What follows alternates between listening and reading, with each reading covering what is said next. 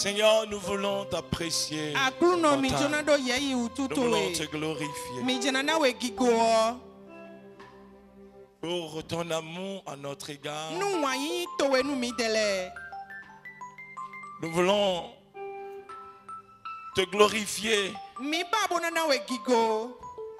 parce que tu es le Dieu le plus attentionné qui soit. Nous voulons te glorifier parce que toi seul mérites notre adoration. Nous voulons te glorifier parce que tu es digne de toute gloire. Nous voulons te glorifier parce que c'est toi, Seigneur, qui accorde le véritable secours. Nous voulons te glorifier parce que toi seul es capable de délivrer. Toi seul es capable de guérir. Nous voulons te glorifier parce que c'est toi qui viens au secours du faible. C'est toi qui encourage celui qui est découragé.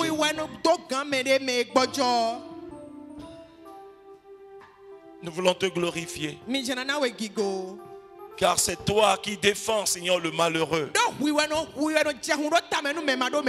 contre ceux qui le persécutent. Nous voulons te glorifier car c'est toi qui prends le pauvre de la poussière pour l'établir à table avec les grands. Nous voulons te glorifier parce que c'est toi qui as le dernier mot sur notre vie. C'est toi l'arbitre qui tient le sifflet. Tant que tu ne siffles pas, il est permis d'espérer encore. Parce que l'espérance ne trompe pas avec toi. Parce que tu es fidèle. Et tout ce que tu dis, tu le fais. Tout ce que tu déclares, tu l'exécutes. Parce que tu en as le pouvoir. Et c'est pourquoi nos yeux sont sur toi. Et nous savons que nous ne serons jamais honteux, jamais confus. Merci. Merci. Merci. Et merci pour ta présence. Merci pour le sang de Jésus versé que nous répandons en ce lieu, qui couvre ce lieu et anéantit toutes les œuvres de l'ennemi. Car c'est par ce sang que nous avons vaincu Satan et toutes ses œuvres. Et le peuple de Dieu dit Amen. Et le peuple de Dieu acclame Jésus.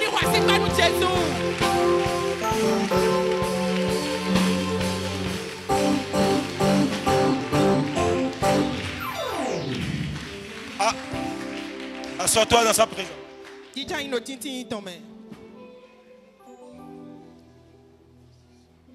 Est-ce que tu peux encourager quelqu'un à côté de toi? Dis-lui seulement que Jésus est sur son trône. Que tu ne pas du tout s'inquiéter. Que Jésus est sur son trône. Alléluia. Amen. Que Dieu te bénisse. Nous allons avoir encore 2 éléments pour être agréable à Dieu. Alléluia. Amen. Ou bien vous êtes fatigué de recevoir des éléments pour être agréable à Dieu. Ce que nous recherchons, c'est le secret de ceux-là qui ont vu leur prière être exaucée. Parce que nous nous échinons beaucoup. Et nous nous posons la question, est-ce que Dieu est vraiment ce qu'on dit qu'il est? Mais Dieu n'a pas changé. Il est le même. Il est resté le même. Il n'a pas changé. Jean dit Je répète, et dit, tout ce que nous lui demandons, nous recevons. Parce que nous gardons sa parole et nous faisons toujours ce qui lui est agréable. Alléluia. Alors si nous pouvons rechercher les choses qui sont agréables à Dieu et que nous nous appliquons à les pratiquer, alors il n'y a pas de raison que Dieu exauce aussi nos prières, exauce les vœux de nos cœurs. Et je vais vous dire, vous qui venez à l'église et que vous n'avez pas un cahier, vous n'avez pas un bic, quelque chose pour noter.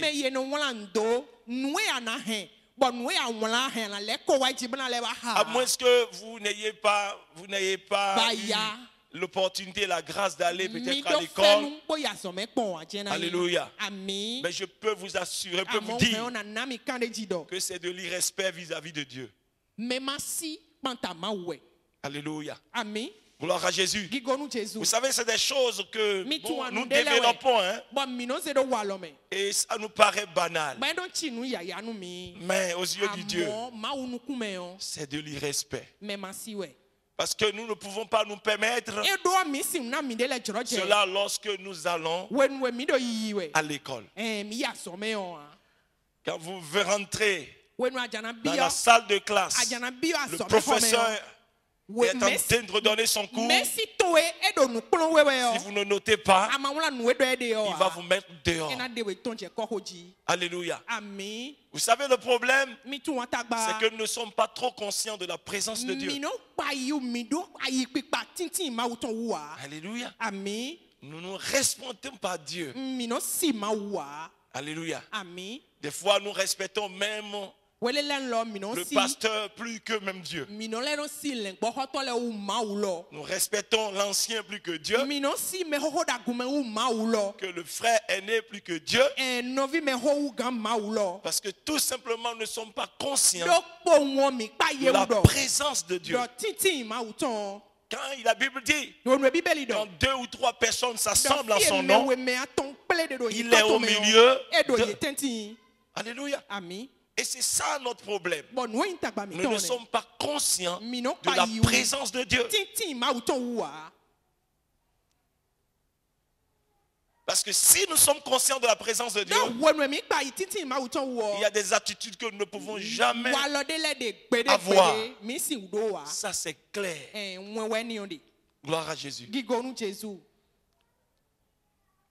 Et commencez par revoir vraiment, dans les moindres détails comment vous menez votre vie chrétienne. Alléluia. Parce qu'il y a des choses qui commencent par nous échapper, qui deviennent petit à petit, bien aimés, des habitudes. Quand les habitudes ne sont pas corrigées, elles deviennent des caractères. Et le caractère, c'est ce qui est difficile à changer. Gloire à Jésus. Alléluia. Il y a des choses que Dieu, sur lesquelles Dieu met l'accent. Alléluia. Que Dieu nous aide. Mais si le Saint-Esprit ne vous ouvre pas les yeux là-dessus, ces choses vont vous échapper, quoi. Et vous les pratiquez toutes les fois et vous ne savez pas. Mais Dieu tient compte de cela. Que Dieu nous aide. Que Dieu nous aide. Que Dieu nous aide. Et soyons conscients de la présence de Dieu. Respectons-le. Alléluia. Donc, nous voulons être agréables à Dieu. Il y a un aspect que nous n'avons pas encore touché, un point que nous avons touché et que vous savez tous. Et vous pouvez lire dans Hébreux 11, verset 6. Hébreux 11, verset 6.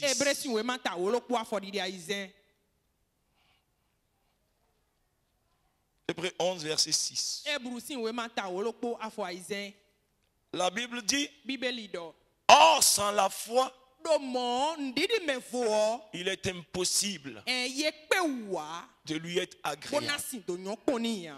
Car il faut que celui qui s'approche de Dieu croit que Dieu existe et qu'il est le rémunérateur de ceux qui le cherchent. Or, sans la foi, il est impossible de lui être agréable.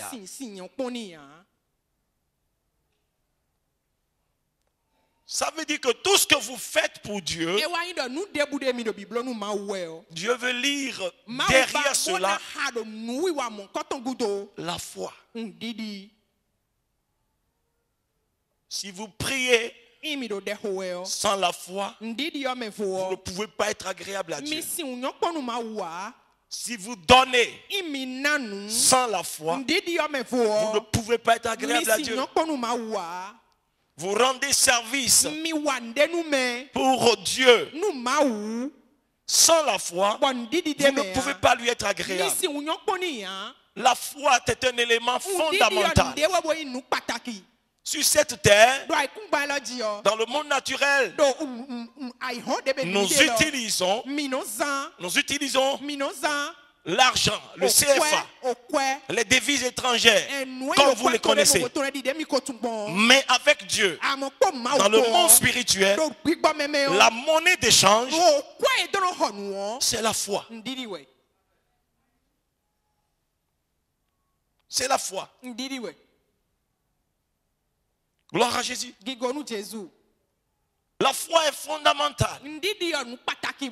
Et si vous n'en avez pas, c'est-à-dire que vous ne pouvez pas être agréable à Dieu. Et c'est pourquoi Satan combat la foi.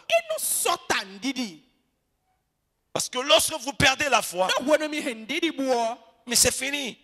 Vous ne pouvez pas être agréable. Vous ne pouvez pas obtenir. Vous ne pouvez pas saisir.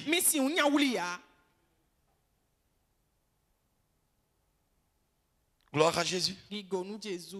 Pour celui qui n'a pas la foi, qui n'attend pas à être exaucé dans ses prières, il faut que nous marchions dans la foi. Et beaucoup ont leur foi attaquée. Mais il faut te relever. Parce que la foi est fondamentale. Beaucoup de gens viennent en menant à l'église sans savoir la foi.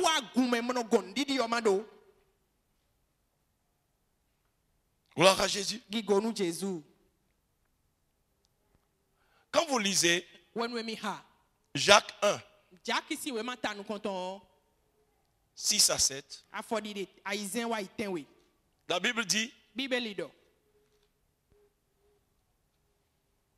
Jacques 1, 6 à 7. Mais, va au verset 5. Si quelqu'un d'entre vous manque de sagesse, qu'il la demande à Dieu, qui donne à tous simplement et sans reproche. Et elle lui sera donnée. Mais qu'il la demande avec foi. Qu'il la demande avec foi. Sans douter. Car celui qui doute est semblable au flot de la mer, agité par le vent et poussé de côté et d'autre. Qu'un tel homme ne s'imagine pas qu'il recevra quelque chose du Seigneur.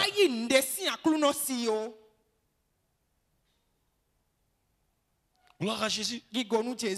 Qu'un tel homme ne s'imagine pas qu'il recevra quelque chose du Seigneur.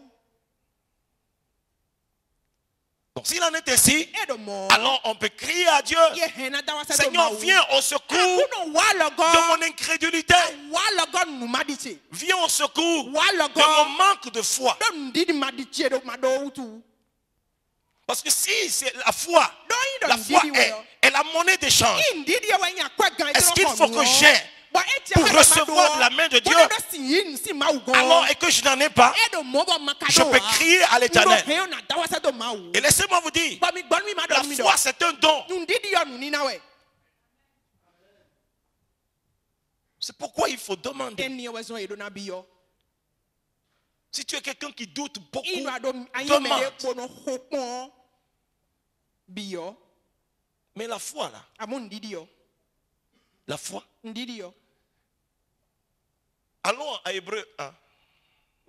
Non, pas Hébreu 6 là. Il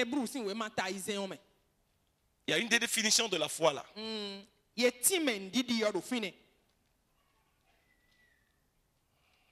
Tu connais bien ça. Hébreu 11, c'est Hébreu 11, c'est pas Hébreu 6. C'est Hébreu 11, nous avons lu tout à l'heure. Or, la foi est une ferme assurance des choses qu'on espère. Une démonstration de celles qu'on ne voit pas. C'est une ferme assurance des choses qu'on espère. C'est-à-dire que tu as la ferme assurance d'obtenir ce que tu espères. Tu as la ferme assurance, une assurance inébranlable, que ce que tu espères là, non, tu vas l'obtenir. Ça c'est clair. Et tu démontres que tu l'obtiendras. On voit dans ton comportement que c'est dit tu veux quelque chose. Tu n'as pas encore touché à la chose. Mais ton comportement, ton attitude démontre clairement que tu crois que tu recevras ce que tu espères. C'est ça la foi. La définition de la foi. Et nous avons dit que sans cette foi, tu ne peux pas être agréable à Dieu. Sans cette foi, tu ne peux pas demander et obtenir. Mais alors, j'ai dit, mais il faut prier pour dire, Seigneur, augmente ma foi. Encore que la foi même, le Seigneur dit, si vous en avez même comme un grain de sénévé, ça dit que vous pouvez ordonner à telle montagne de se déplacer. Et la montagne vous obéira.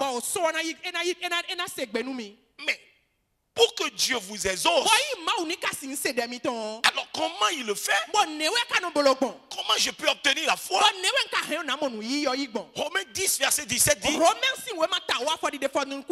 Romains 10 verset 17 dit, la foi vient de ce qu'on entend, et ce qu'on entend vient de la parole de Christ. Gloire à Jésus. Ça veut dire que bien, pour que la foi naisse en toi, c'est que tu auras entendu d'abord quelque chose.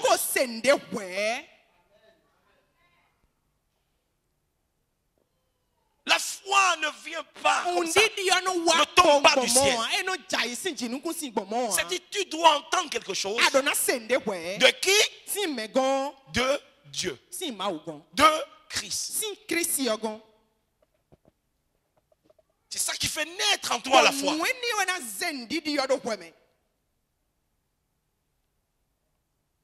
Gloire à Jésus. La foi vient de ce que tu entends. Ce que tu entends vient de la parole de Dieu. Et tu me dis que tu as la foi pour ceci ou bien pour cela. Et je vais te demander, alors quelle parole as-tu entendue?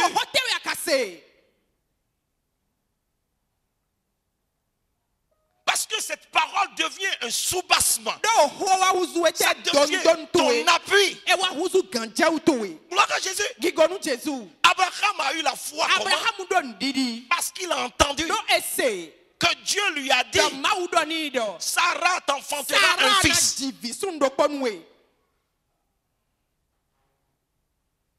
Gloire à Jésus.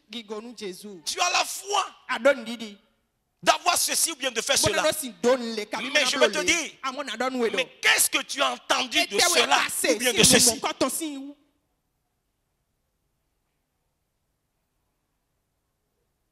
Parce que très souvent, nous avons la foi. Ou bien nous prétendons avoir la foi pour certaines choses. Mais en réalité, nous n'avons rien entendu de Dieu par rapport à la chose.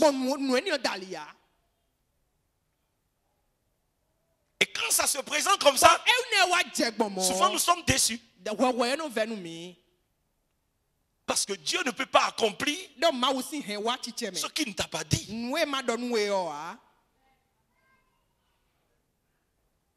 Des fois, ça dit une parole peut être libérée.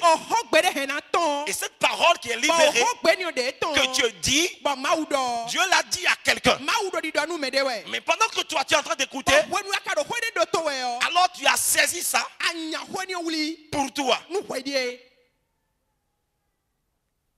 Le Saint-Esprit peut te convaincre que cette parole-là, tu peux la saisir.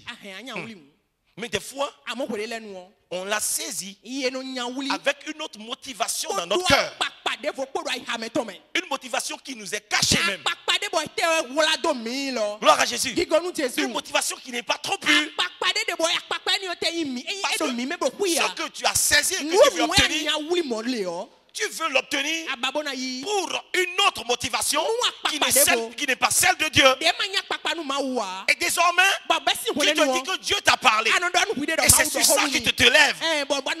Mais bien aimé, ta foi n'a pas un bon fondement. Tu ne le recevras pas. Le Seigneur peut parler à quelqu'un qui a dans le cœur, ça dit de soutenir tellement l'œuvre de Dieu et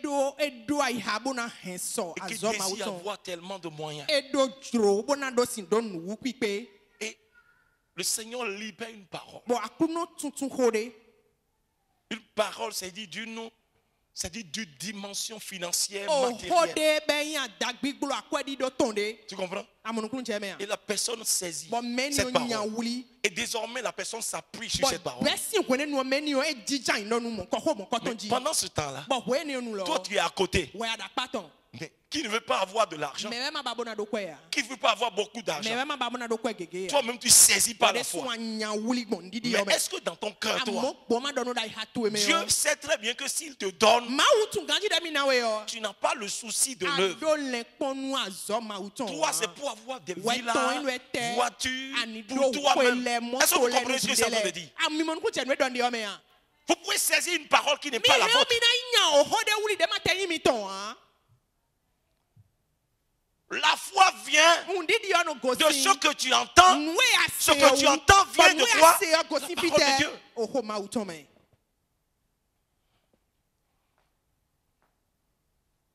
Gloire à Jésus. Alors, mais qu'est-ce que tu fais avec la parole de Dieu?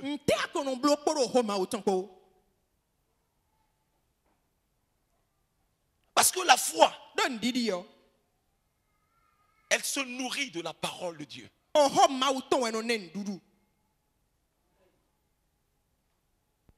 Lorsque vous méditez la parole de Dieu très souvent,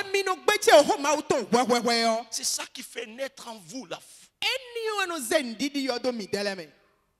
Parce que quand vous méditez la parole et avec le Saint-Esprit, vos yeux commenceront par s'ouvrir sur le réma de la parole.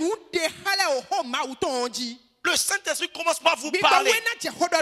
À part cette parole, et quelque chose commence par se passer dans votre cœur. Un courage, c'est-à-dire un engagement. Un feu commence par brûler. Et il va te dire, j'ai fait ceci à telle époque.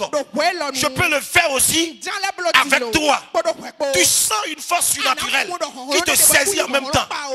Tu vas voir en même temps que la peur disparaît. Et une assurance gagne ton cœur. À partir de cette parole que tu as lue, à partir de cette parole que tu as écoutée.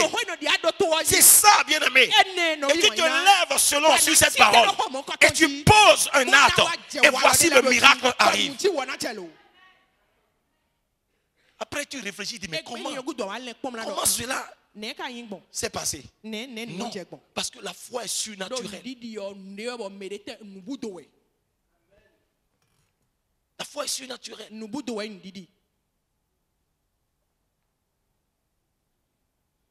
Gloire à Jésus. La foi est surnaturelle. C'est-à-dire vous obéissez seulement à ce que Dieu a dit, sans chercher à comprendre. Parce que la foi voit ce que Dieu voit. La foi entend ce que Dieu entend. La foi dit ce que Dieu dit. Quand Dieu a amené Ézéchiel dans la vallée des ossements, et puis il a vu des ossements desséchés. Desséchés. Les os qui sont dispersés dans la vallée. Sec. Il n'y a plus de vie. Il n'y a plus d'espérance. Il n'y a plus rien à tirer. C'est fini, c'est le chaos total. Et Dieu lui a posé la question. Est-ce que ces ossements peuvent-ils revivre? Avec ce qui se produit sous ses yeux? Non, jamais. Ces ossements ne peuvent jamais. C'est sec il y a longtemps, il n'y a plus de vie. Mais qu'est-ce que Dieu lui a dit? Qu'a-t-il entendu? Ouvre ta bouche et prophétise. Il a entendu quelque chose, non? Ou bien, il a entendu quelque chose. C'est pourquoi je te dis, tu as la foi sur quelque chose. Mais qu'est-ce que tu as entendu? Quand il a entendu, il ne s'est plus mis à raisonner. Parce que celui qui lui a dit maintenant ouvre ta bouche, c'est quoi? C'est Dieu. À qui rien n'est impossible. Parce que quand Dieu lui a posé la question, est-ce que ces ossements peuvent-ils revivre? Il dit, en tout cas, toi tu le sais.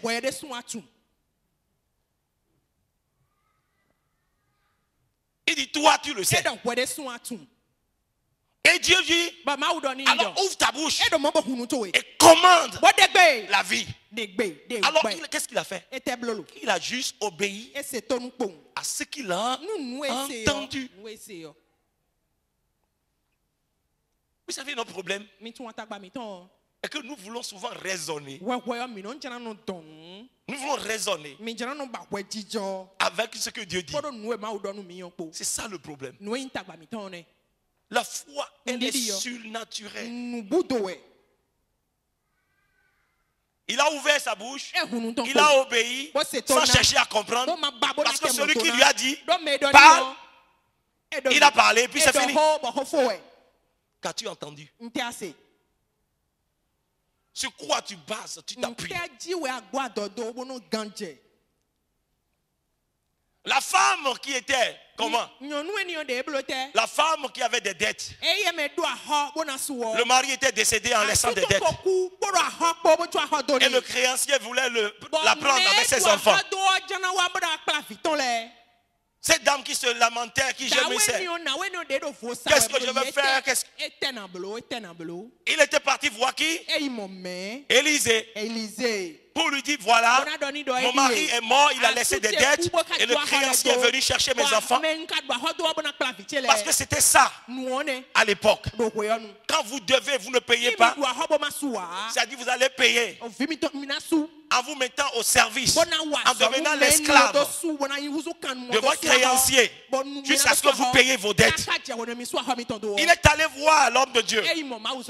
Mais l'homme de Dieu lui a dit, qu'as-tu dans la chambre? Et elle dit, je n'ai qu'un petit flacon. Il dit, va. Et il faut passer des vases, emprunter des vases autour de toi, là, chez les voisins, et enferme-toi et avec cette petite huile là, il faut remplir tous ces vases. Vous voyez, non? C'est insensé. Gloire à Jésus. De prendre un petit flacon et de remplir de grands vases. Et puis commencer par réfléchir, imaginer, mais ça ne veut rien dire. Mais qu'a-t-elle fait? Elle a entendu quelque chose de la part du Seigneur et elle a fait quoi? Elle a juste obéi. La foi, ça vient de ce que tu entends. Ce que tu entends vient de la parole de Dieu. Si vous êtes toujours dans la parole, vous méditez votre parole, votre foi sera nourrie. Vous savez, toutes les situations que nous vivons, c'est-à-dire Dieu a toujours quelque chose à dire par rapport à ça.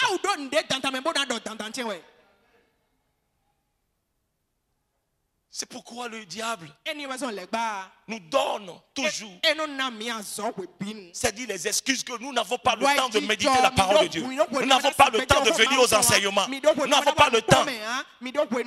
Tu viens à l'enseignement, tu écoutes une parole, et puis c'est pour toi que Dieu a libéré cette parole. Cette parole, cette phrase seulement, le Saint-Esprit va te donner. Et puis quelque chose se passe en toi. La peur disparaît. Et puis tu es animé d'un courage. Tu t'appuies sur cette parole. On fait quoi? Quand Pierre était dans la barque et il a dit à Jésus, si c'est toi là qui marche sur les eaux qui viennent là, ordonne que je vienne à toi. Il a entendu une parole. Ou bien, viens. C'est fini. Et puis il n'a pas cherché encore à raisonner. C'est ça, bien-aimé. C'est ça. La foi ne tombe pas du néant. La foi vient de la parole. Parce que Dieu veille sur sa parole pour l'exécuter. Si vous n'avez rien entendu, c'est-à-dire votre assurance ne sera pas bien fondée. Si vous n'avez rien lu et saisi, c'est-à-dire votre foi ne sera pas fondée. Mais si c'est Dieu qui vous a dit, soit à travers une prédication, soit à travers un enseignement, soit à travers une exhortation, soit à travers vraiment la méditation ou bien une révélation, alors bien aimé, mais lorsque même la tempête souffle n'importe comment, et vous rappelez, c'est ce que Dieu vous a dit, et vous commencez par confesser, par proclamer, vous allez voir que le courage vous revient encore, la force vous revient, parce que vous vous dites, celui qui m'a dit ça, il est fidèle, il est capable de le faire.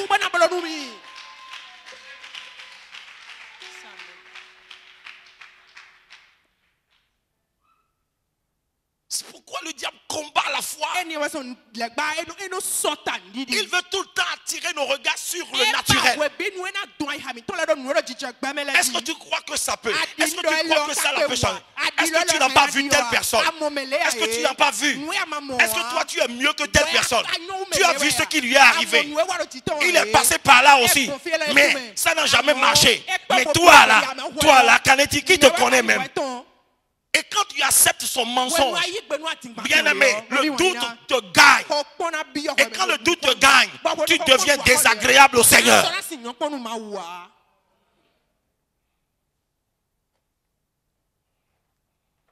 Alléluia. Amen.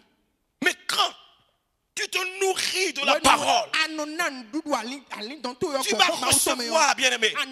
Parce que quand tu accordes une grande importance à la parole de Dieu, Dieu se plaît à te donner des révélations.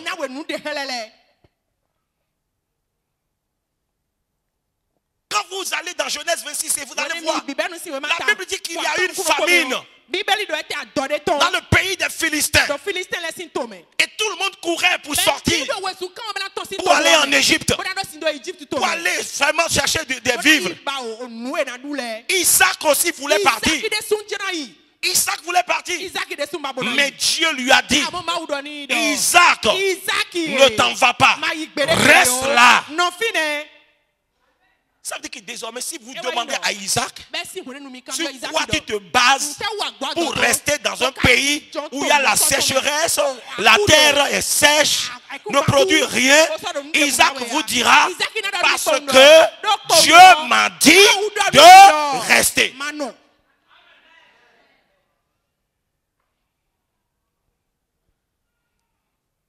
C'est pourquoi faites attention. Des fois, vous êtes malade et vous dites que j'ai la foi, je ne vais pas aller chez le docteur, je ne vais pas boire médicaments. Mais vous risquez de mourir. Non, c'est ça. Est-ce que c'est Dieu qui vous a dit ça? Ou bien quelqu'un vient raconter son expérience pour dire, vraiment, j'étais malade et puis j'ai dit, c'est dit, Dieu m'a dit, ne touche plus à ça, à ce produit que tu prends là, tu t'empoisonnes le plus tard. Et puis j'ai saisi par la foi, et puis voilà, et puis le miracle s'est produit. Et toi qui es là-bas, tu as entendu. Et puis maintenant, tu as jeté tes cachets et tu dis que tu as la foi. Est-ce que Dieu t'a dit à toi? Il faut faire attention. Faites attention. Ne nous approprions pas ce que Dieu a dit aux autres comme ça. Beaucoup de gens ont fait des erreurs comme ça.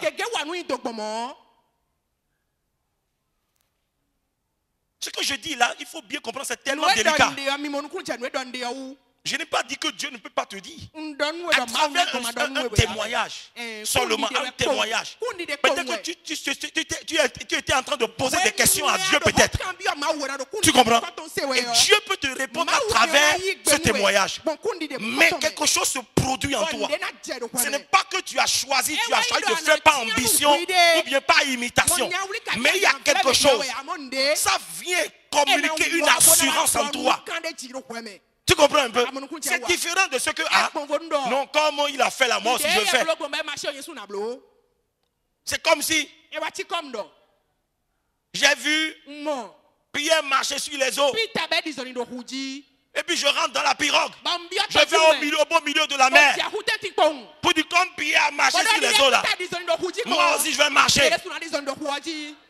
Pour quel but?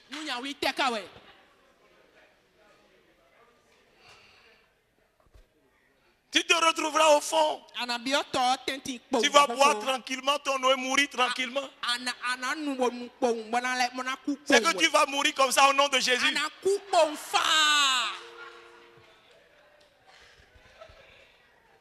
Gloire à Jésus. Est-ce que Dieu t'a dit? La foi vient de ce que tu entends. Ce que tu entends vient de quoi? De la parole. Abraham a entendu quelque chose. C'est pourquoi aller dans Romains 4. Romains 4.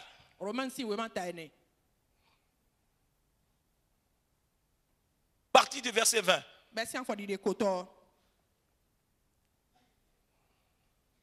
Va à 19, je vais voir.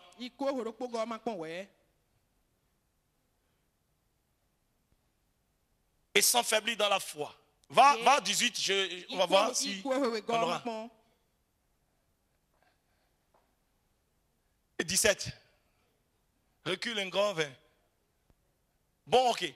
Selon qu'il est écrit, je t'ai établi père d'un grand nombre de nations. Père d'un grand nombre de nations. Celui-là qui n'a pas d'enfant. Et Dieu lui a dit, je vais t'établir, je vais faire de toi père de grandes nations, père de grandes multitudes. Il a entendu quelque chose. Il est notre père devant celui auquel il a cru. Dieu qui donne la vie aux morts et qui appelle les choses qui ne sont point comme si elles étaient. Il appelle les choses des choses qui n'existent pas comme si elles étaient. Et Dieu lui a dit, telle sera ta postérité. Il dit quoi? Abraham, espérant contre toute espérance. C'est-à-dire là où vraiment l'espérance finit. L'espérance finit là. Il a continué d'espérer. Pourquoi? Parce qu'il a entendu quelque chose de quelqu'un.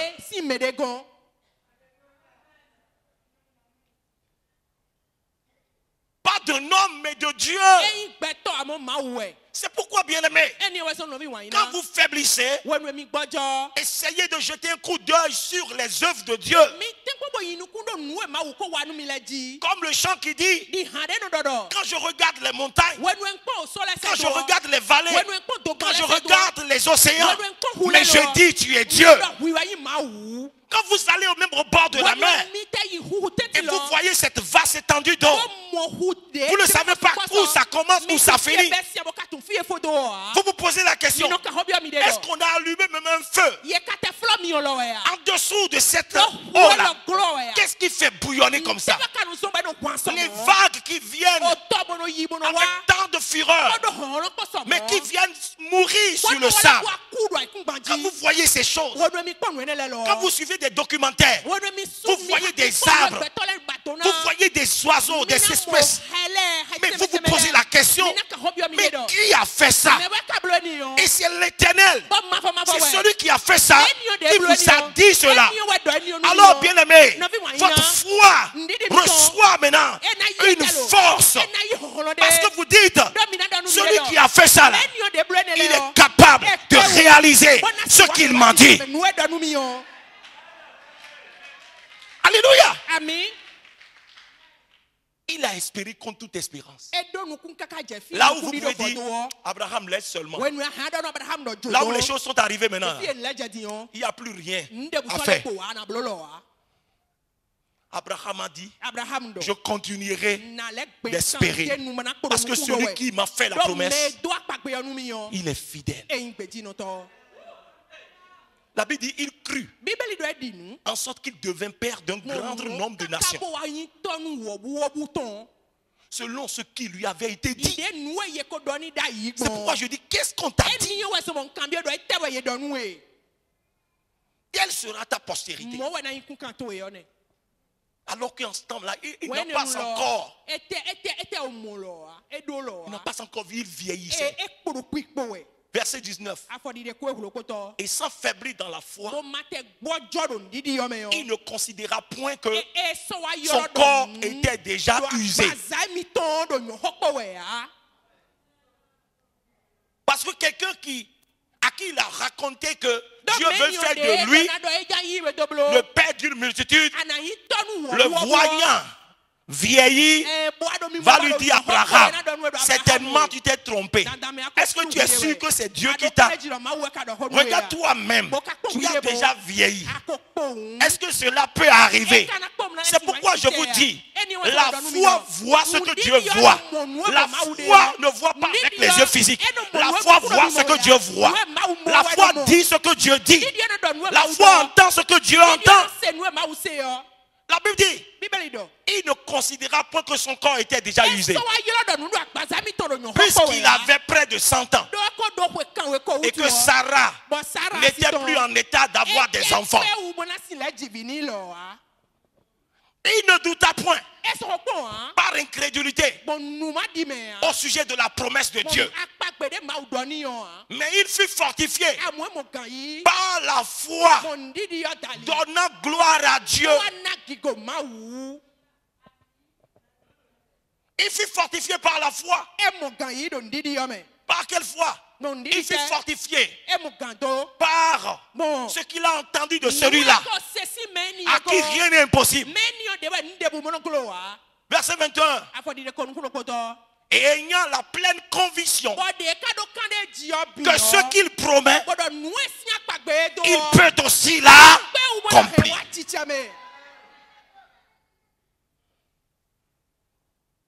C'est pourquoi, bien-aimé, quand vous, dans les situations, il faut rechercher ce que Dieu dit. Entendez, cherchez à savoir ce que Dieu veut vous dire. Et si réellement c'est Dieu qui vous dit, soyez à l'écoute, soyez accrochés.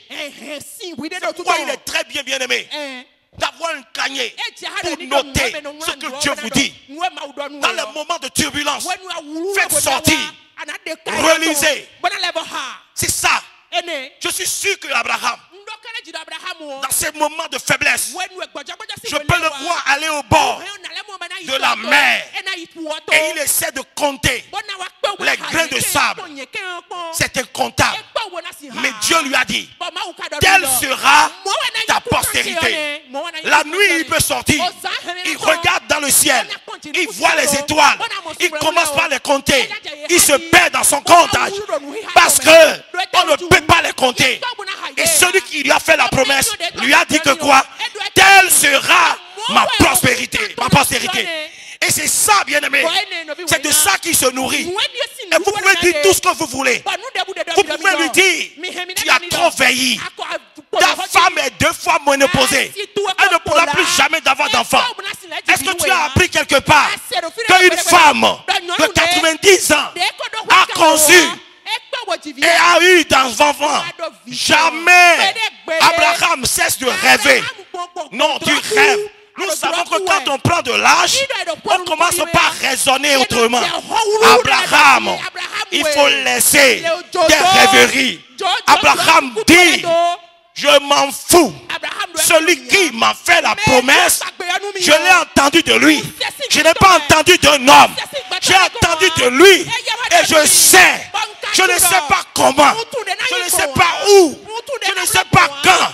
Mais ce dont je suis sûr et convaincu est que ce qu'il m'a dit là, il le fera. Si vous me demandez comment il va le faire, où est-ce qu'il va le faire, quand est-ce qu'il va le faire, je ne saurais vous le dire. Mais ce que je sais est qu'il est capable de le faire. Il le fera.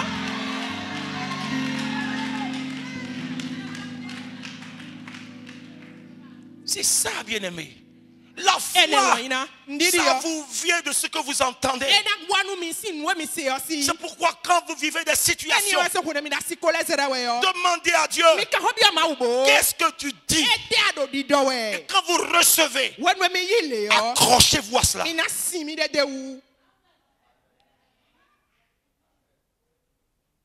Parce que rien ne l'effraie. Rien n'effraie Dieu.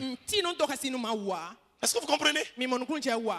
C'est exprès quand on est venu lui annoncer la mort de son ami Lazare. La Bible dit il est resté encore 2 jours. Et après 2 jours de marche, il est venu à Bethanie. Il est déjà mort, enterré 4 jours.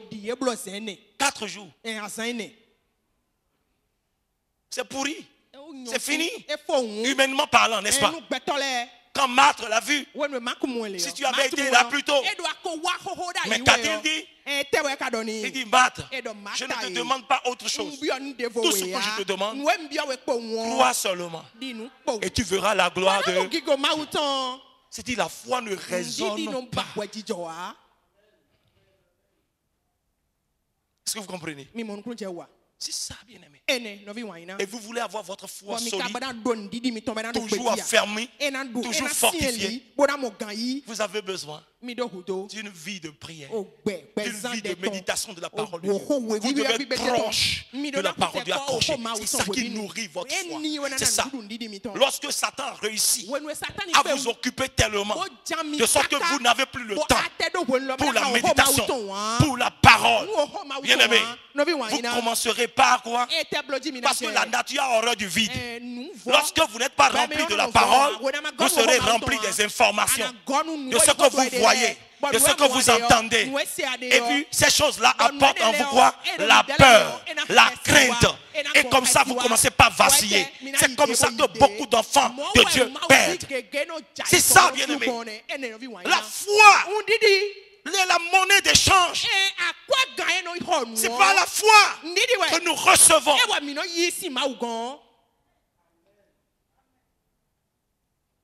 Gloire à Jésus. Mais quand tu t'accroches à la parole de Dieu, tu t'accroches à la prière, tu es focalisé sur Jésus.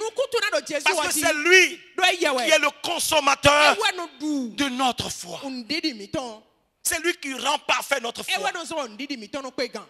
Parce que nous avons les yeux sur lui. Et nous savons qu'il est capable de le faire. Et il va le faire. Gloire à Jésus. C'est pourquoi il a dit, quand le Fils de l'homme viendra, trouvera-t-il la foi? Seras-tu encore dans la foi? C'est la parole, la prière. C'est ça qui renouvelle ton énergie. Et quand tu es inondé de la parole, tu commences maintenant par penser comme il pense, par dire ce qu'il dit, par voir les choses comme il voit. Parce que qui s'assemble se ressemble. C'est comme ça. Plus vous côtoyez quelqu'un, vous allez commencer par lui ressembler.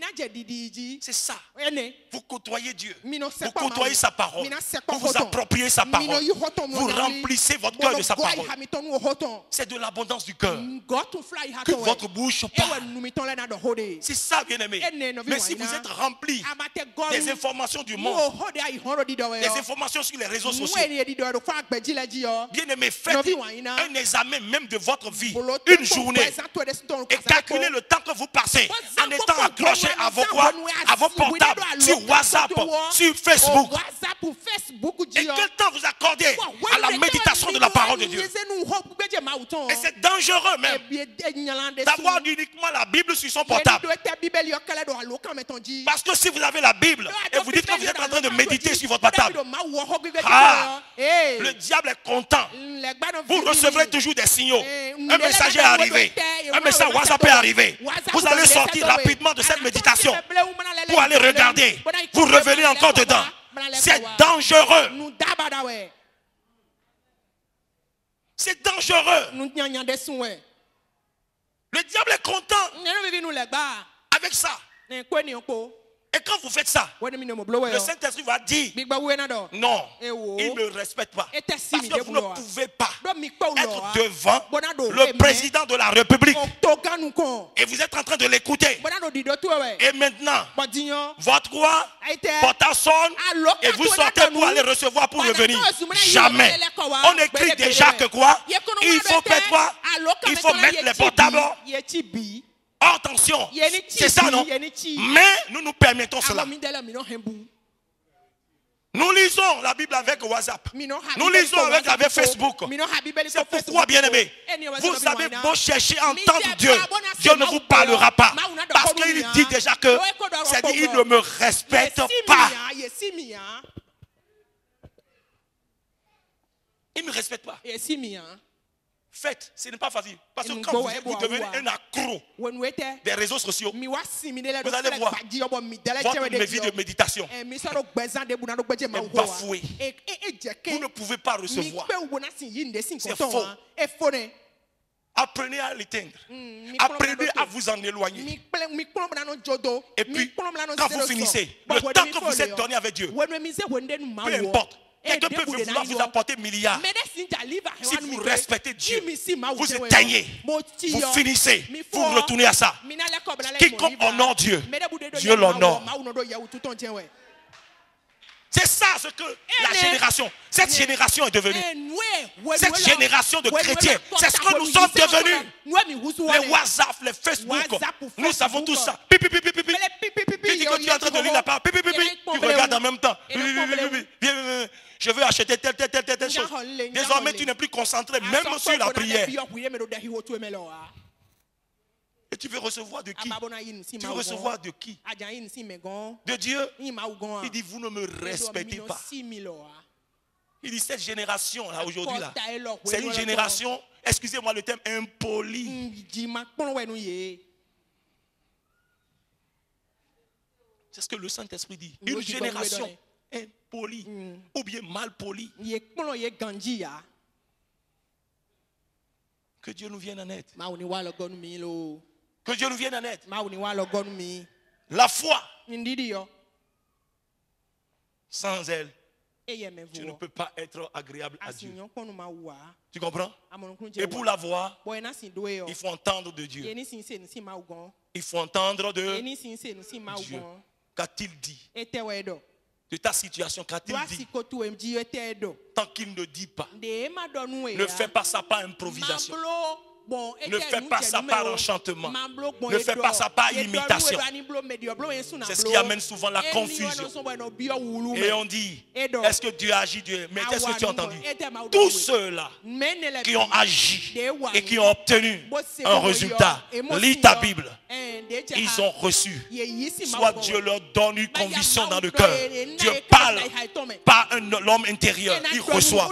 Soit c'est à travers la parole, soit c'est au cours d'un enseignement, soit c'est au cours d'une prédication, soit au cours d'une méditation personnelle. Dieu parle tantôt d'une manière à une autre. Soit Dieu leur parle à travers un songe. Et ils vérifient par des événements. Dieu parle tantôt d'une manière ou d'une autre. Et ils saisissent ça. Et c'est avec ça qu'ils se lèvent. Et quand ils agissent, il y a un résultat. Parce qu'ils ont entendu. Ils ont reçu quelque chose. Qu'as-tu reçu toi? Mais comment tu veux recevoir? Si tu veux recevoir en étant mal poli, en étant impoli, en n'accordant pas à Dieu toute l'attention qui doit lui revenir, et en associant les réseaux sociaux et tout, en ne respectant pas sa présence, laisse-moi te dire, tu as beau crier, tu ne recevras rien. Parce que Dieu dit déjà que tu ne me respectes pas. Alors qu'est-ce qu'il faut que je vais te dire? Il dit, on ne jette pas le pain des enfants au pourceau. Si tu te comportes comme un chien, si tu te comportes comme un puceau, alors bien-aimé, je te dis, tu ne recevras rien.